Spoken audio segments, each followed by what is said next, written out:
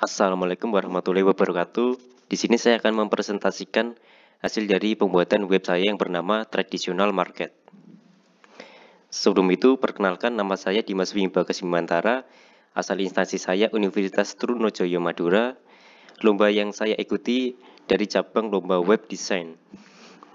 Jika ada pertanyaan, silakan kontak saya. Topik pembahasan adalah analisis, desain, dan implementasi fitur dan fungsi. Pertama, analisis masalah.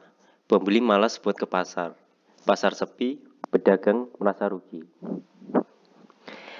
Saat pergi ke pasar tradisional, seperti biasa saya membeli keperluan makanan. Tetapi, saya merasa aneh kalau pasar tidak ramai seperti biasanya. Saya berpikir, jika pasar sepi, bagaimana nasib para pedagang yang berpenghasilannya menurun dari hari biasanya? Terdapat dua faktor yang mempengaruhi permasalahan tersebut, yaitu kondisi pandemi COVID-19 yang membuat masyarakat tidak keluar rumah karena masyarakat takut terpapar virus COVID-19. Yang kedua, geografis, yaitu letak pasar dengan rumah yang lumayan jauh serta mayoritas orang tua yang menjadi pembeli. Investigasi. Dari permasalahan yang didapat, saya dapat mengetahui bahwa masa pandemi ini yang paling mempengaruhi penurunan pelanggan di pasar. Karena saat pandemi, pemerintah membatasi aktivitas di luar rumah, yang menyebabkan orang jarang keluar rumah.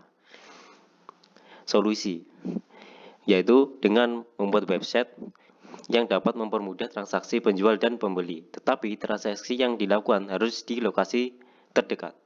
Idenya, website dapat memanfaatkan fitur GPS. Fitur ini berguna untuk melacak lokasi penjual terdekat. User dapat mengetahui lokasi terdekat pedagang. Sasaran pengguna. Pedagang dapat memanfaatkan web ini untuk menjual produk dagangan.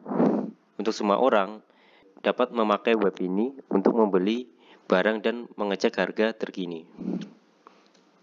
Tujuannya yaitu easy transaction untuk mempermudah jual beli.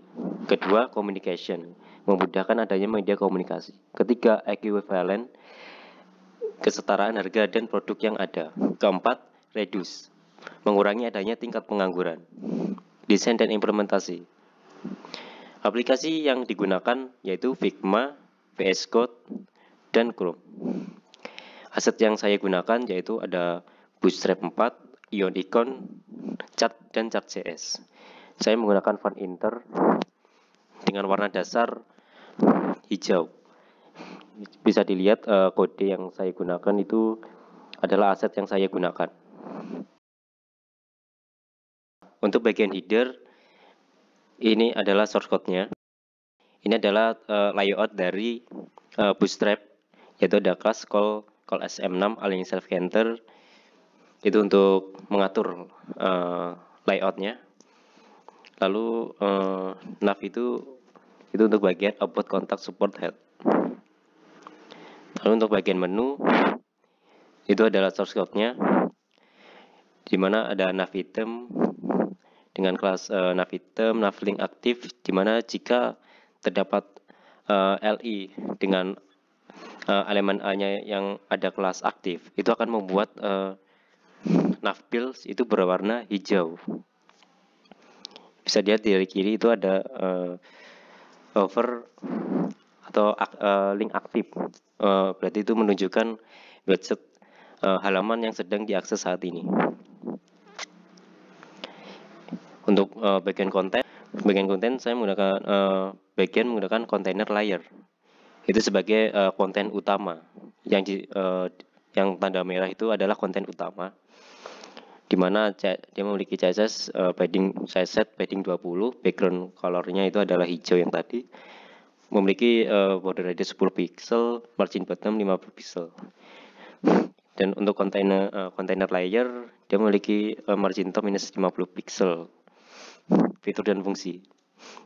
Fitur, ada menu, my market, dan setting. Pada bagian menu terdapat fitur pertama, market untuk menampilkan produk dari pedagang. Kedua, kategori untuk mencari produk berdasarkan kategori. Ketiga, popularity untuk menampilkan penjualan top saat ini. Keempat, promo, mencari produk yang sedang diskon. Kelima, insight untuk menampilkan indikator penjualan saat ini. Yang bagian my market, yang pertama adalah items untuk menampilkan beberapa item yang kita jual. Yang kedua adalah information untuk memberi informasi dari barang yang sedang kita jual. Bagian setting ada email untuk mengatur email dan akun sosial media. Kedua ada password untuk mengatur password.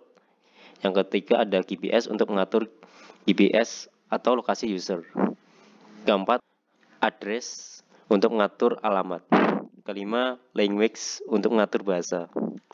Fitur lainnya yaitu ada notification untuk memberitahu user ketika ada informasi masuk. Kedua, ada card untuk menampilkan produk yang dipilih. Ketiga, ada card untuk menampilkan isi saldo. Yang keempat, ada chat untuk komunikasi antara penjual dan pembeli. Terima kasih sudah menonton. Jika ada pertanyaan, silakan kontak saya dan jangan lupa like video ini. Sekian, terima kasih. Wassalamualaikum warahmatullahi wabarakatuh.